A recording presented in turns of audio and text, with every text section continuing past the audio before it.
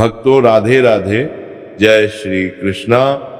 भक्तों आप सभी लोग जानते हैं कि 31 जुलाई 2026 यानी शुक्रवार को पड़ रही है सावन महीने की द्वितीया तिथि, जो बहुत ही खास है।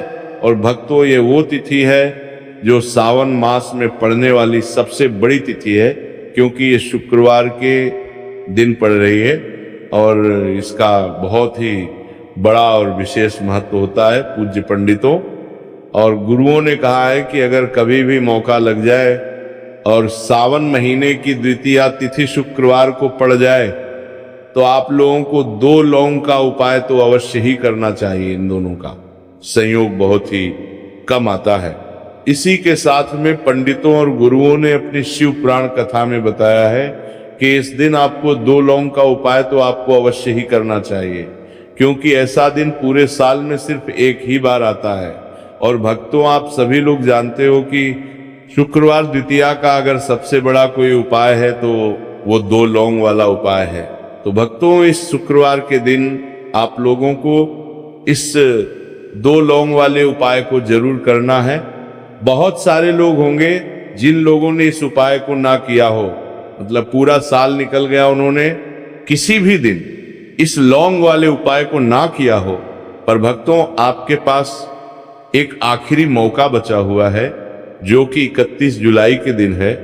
तो इस दिन आप लोगों को इस वाले उपाय को जरूर कर लेना है।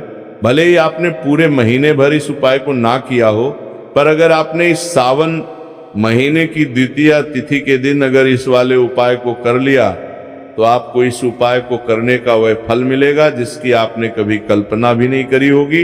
इसीलिए आप लोग इस वाले उपाय को एक बार जरूर कर लेना है, ताकि आप लोगों के हाथ से ये मौका ना जा सके और आपको इस उपाय को करने का फल मिल सके। भक्तों ये उपाय पंडित जी ने अपनी अभी की ही श्री शिव महापुराण की कथा में बताया है, जिस उपाय को आज हम आपको बहुत अच्छे से समझाने वाले हैं। इस वीडियो को देखने के बाद इस उपाय को समझने के लिए आपको कोई और वीडियो को देखने की जरूरत नहीं पड़ेगी। तो चलिए भक्तों उपाय को शुरू करते हैं। देखिए यह इस सावन महीने के शुक्रवार द्वितीया के दिन ये इतना खास होता है, इतना महत्वपूर्ण होता है। देखा गया है कभी कभी बड़े बड़े पूजा पाठ अनुष्ठान से जो मनोकामना पूर्ण नहीं होते, वो सावन महीने के शुक्रवार के दिन एक छोटे से उपाय करने से ही आपकी मनोकामना पूर्ण हो जाती है। और बहुत सारे लोगों ने इस उपाय को किया भी है और उनको इस उपाय को करने का फल भी जरूर मिला है। अगर आप लोग भी इस उपाय को करना चाहते हैं तो आप इस उपाय को पहले अच्छे से समझ लेना, सुन लेना, उसके बाद करना।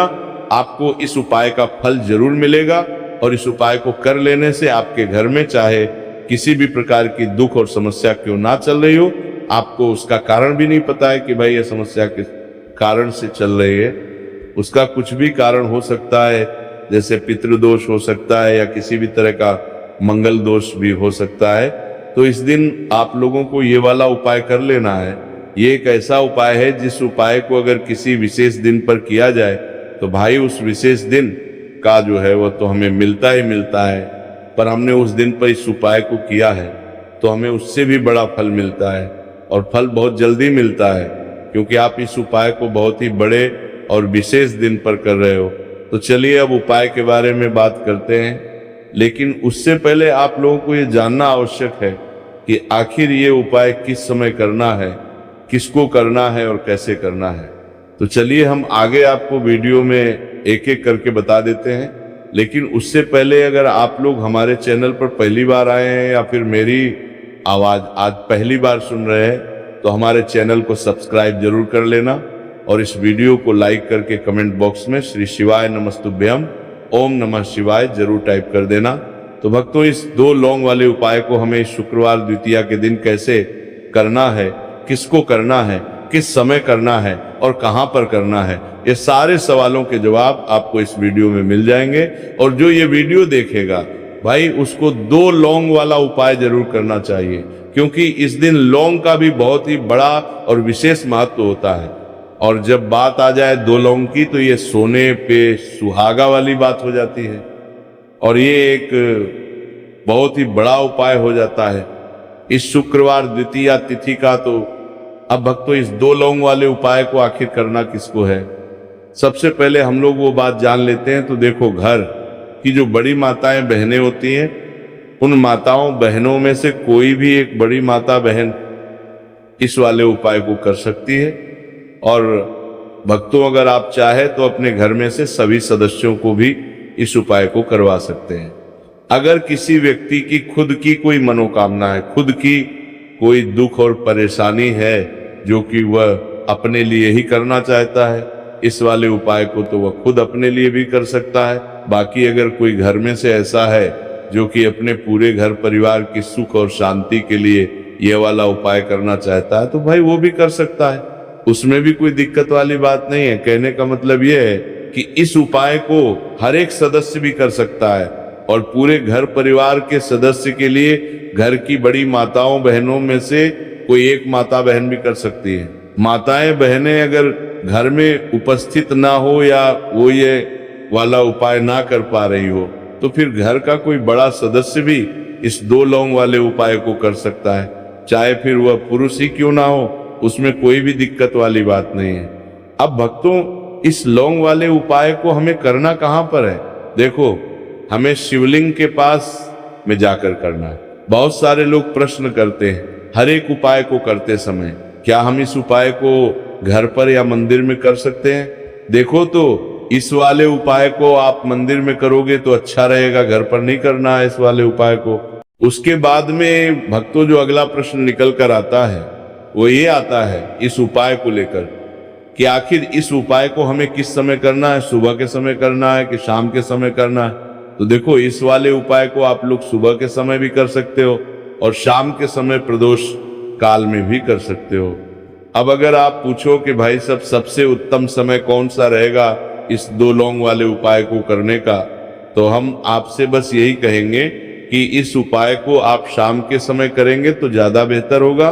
बाकी अगर सुबह के समय भी करेंगे तो भी अच्छा होगा, उसमें कोई भी दिक्कत वाली बात नहीं है। तो अब भक्तों, जो अगली सबसे बड़ी और महत्वपूर्ण बात आती है वो ये आती है कि सुबह अगर हम उपाय को करेंगे तो हमें कितने बजे से लेकर कितने बजे तक के बीच में करना है, और शाम के समय प्रदोष काल में करेंगे तो हमें कितने बजे से लेकर कितने बजे के बीच में करना है। तो देखो, सुबह जितनी जल्दी हो सके आप उपाय को करने की कोशिश करना। बाकी अगर किसी कारणवश लेट भी हो जाओ, थोड़ी देर भी हो जाए, तो 10 या 11 बजे तक भी आप उपाय कर लेना, पर 12 बजे से ज्यादा देरी ना हो। ठीक है, इस बात का ध्यान रखना। उसके बाद में भक्तों, अगर शाम के समय प्रदोष काल की बात करें, प्रदोष काल का जो समय होता है वो शाम के 6 बजे से शुरू हो जाता है। मतलब शाम के 6 बजे से लेकर 7 बजे के बीच का जो समय होता है, ये समय प्रदोष काल का समय होता है। पर अभी जो मौसम चल रहा है, इस मौसम में जो है शाम बहुत देरी से होती है, तो आप इस उपाय को 7 या 8 बजे के बीच में भी कर सकते हो। मतलब शाम के 6 बजे से रात 8 बजे के बीच में आप कभी भी इस वाले उपाय को कर सकते हो, उसमें कोई भी दिक्कत वाली बात नहीं है। परंतु शुक्रवार के दिन कोशिश करना कि समय के अंतर्गत ही कर लो। किसी कारणवश ना कर पाओ तो थोड़ा देरी से भी कर सकते हो, आपको उपाय का फल जरूर मिलेगा। देखिए, इस वीडियो में जितने भी उपाय हम आपको बताएंगे सभी उपाय सरल है। देखो, गुरुजी ने कहा है कि शुक्रवार के दिन आपको चौमुख दीपक वाला उपाय तो अवश्य ही करना चाहिए। वीडियो के अंतिम में आपको उपाय बताया है जो आपको करना है। देखो, आगे बढ़ने से पहले वीडियो को एक लाइक जरूर करें। देखो, सबसे पहला उपाय, यदि आपके जीवन में कर्जा बहुत अधिक है, आपके जीवन में संकट बहुत अधिक रहते हैं, आपके ऊपर बहुत अधिक विपदा आ रही है, बार बार आपको अपने व्यापार में और अपने धन में हानि देखने को मिल रही है, यानी कि आपको प्रत्येक कार्य में हानि हो रही है, तो आपको ये उपाय करना चाहिए। देखिए, इस उपाय के लिए आपको मात्र 1 लौंग का जोड़ा लेना है, यानी कि 2 फूल वाली लौंग लेनी है। साथ में आपको मात्र थोड़ा सा शहद ले लेना होगा और इसी के साथ में आपको तांबे के पात्र के अंदर शुद्ध जल लेना होगा। अब देखिए, इन सभी सामग्रियों को लेकर के आपको भगवान शिव के मंदिर में पहुंच जाना है। देखिए, ये उपाय आप सुबह से लेकर शाम तक कर सकते हैं। तो सबसे पहले तो आपके पास जो 2 फूल वाली लौंग है, उन्हें आपको शहद के अंदर अच्छे से डूबना है, यानी कि दोनों लौंग पर आपको अच्छे से शहद का लेपन कर देना है। अब आपको जो आपके पास एक लोटा जल है, सबसे पहले तो उसे शिवलिंग पर धीरे धीरे समर्पित करना है और श्री शिवाय नमस्तुभयम इस मंत्र का जाप करते हुए समर्पित कर देना है। अब आपके पास जो 2 फूल वाली लौंग है, शहद से उसे आपको शिवलिंग पर अर्पित करना है और आपको प्रार्थना करनी है कि जीवन में जो रोग की स्थिति है वह समाप्त हो, जीवन के जो संकट और समस्याएं हैं वह सभी समाप्त हो, जीवन से जो कर्ज की समस्या है वह समाप्त हो। इस प्रकार से प्रार्थना करते हुए ये जो 2 फूल वाली लौंग ही शहद संयुक्त, इससे आपको शिवलिंग पर अर्पित कर देनी है। आपकी जो भी समस्या होगी इस शुक्रवार के दिन अवश्य ही समाप्त हो जाएगी। तो इस प्रकार से आपको पहला उपाय करना है। अब हम बात कर लेते हैं दूसरे उपाय के बारे में। देखो, ये उपाय आपके लिए सर्वश्रेष्ठ होने वाला है। देखिए, इस उपाय के लिए आपको मात्र 5 हरे मूंग के दाने आपको साबुत लेने हैं, खंडित नहीं होने चाहिए। इस बात का ध्यान रखें। और इसी के साथ मैं आपको एक तांबे के पात्र के अंदर अपने घर से शुद्ध जल ले लेना है। अब भक्तों, इन सभी सामग्रियों को लेकर के आपको सीधे पहुंच जाना है भगवान शिव के मंदिर में। देखिए, इस उपाय को भी आप सुबह भी कर सकते हैं और शाम के समय में भी कर सकते हैं। देखिए, भगवान शिव के मंदिर में पहुंचने के बाद आपके पास जो 5 हरे मूंग हैं, उनमें से पहला जो हरा मूंग है, आपको शिवलिंग के सामने जो नंदी महाराज होते हैं और उनका जो पैर उठा हुआ होता है, वहां पर आपको पहला हरा मूंग समर्पित कर देना है और आपको ओम नमः शिवाय इस मंत्र का जाप कर लेना है। फिर आपको दूसरा हरा मूंग लेना है और शिवलिंग पर जो श्री गणेश जी वाला स्थान होता है, वहां पर आपको ये दूसरा हरा मूंग समर्पित कर देना है। यानी कि शिवलिंग के सीधे तरफ आपको ये दूसरा हरा मूंग समर्पित करना है और फिर आपको ओम नमः शिवाय या फिर श्री गणेशाय नमः इस मंत्र का जाप कर लेना है।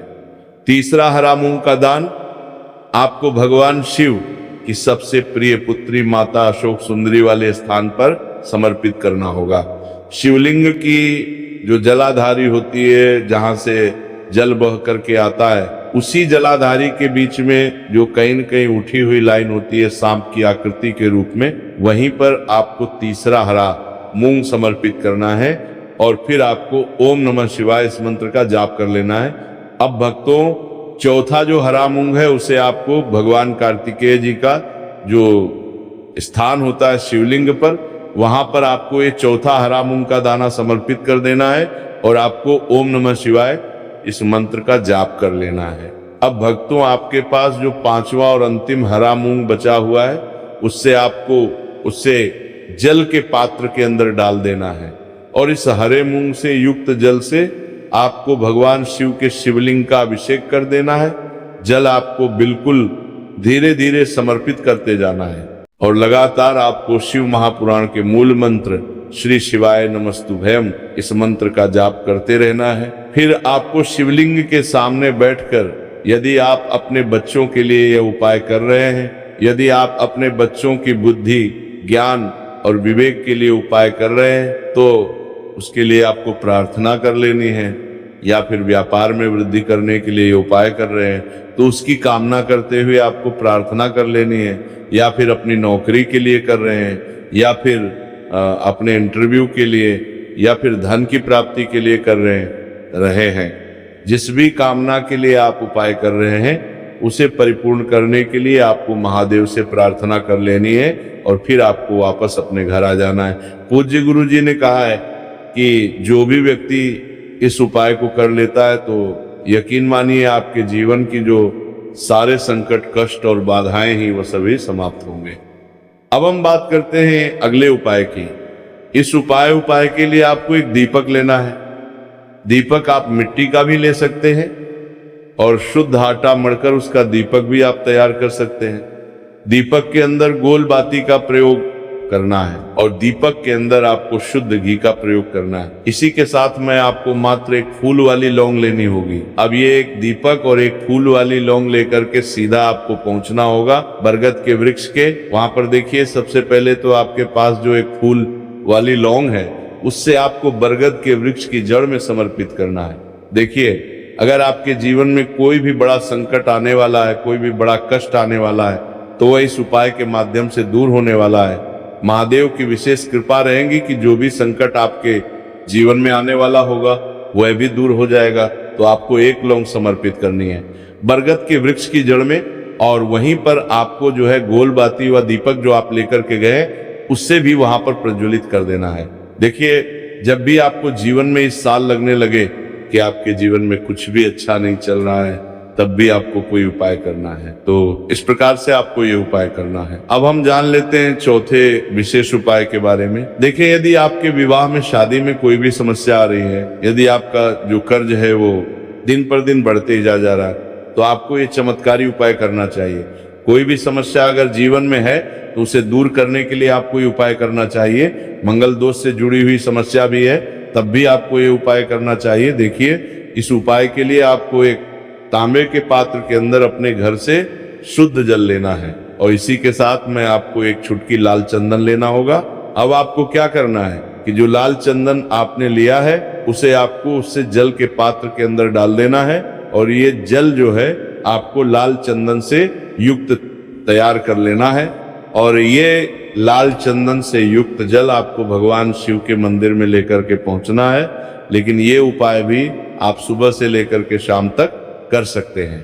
अब भक्तों, ये जो लाल चंदन से युक्त जल है, इससे आपको भगवान शिव के शिवलिंग पर धीरे धीरे अर्पित कर देना है और आपको लगातार श्री शिवाय नमस्तुभयम इस मंत्र का जाप करते रहना है। देखिए, यदि आपके जीवन में विवाह से जुड़ी समस्या चल रही है तो आपको मंगलेश्वर महादेव का स्मरण करना है, और जीवन में अधिक कर्ज की समस्या है तो आपको मुक्तेश्वर महादेव का स्मरण करना है। देखना, एक दिन आपकी सब तरह की समस्या जल्दी ही समाप्त हो जाएगी। तो इस प्रकार से आपको ये तीसरा उपाय करना है।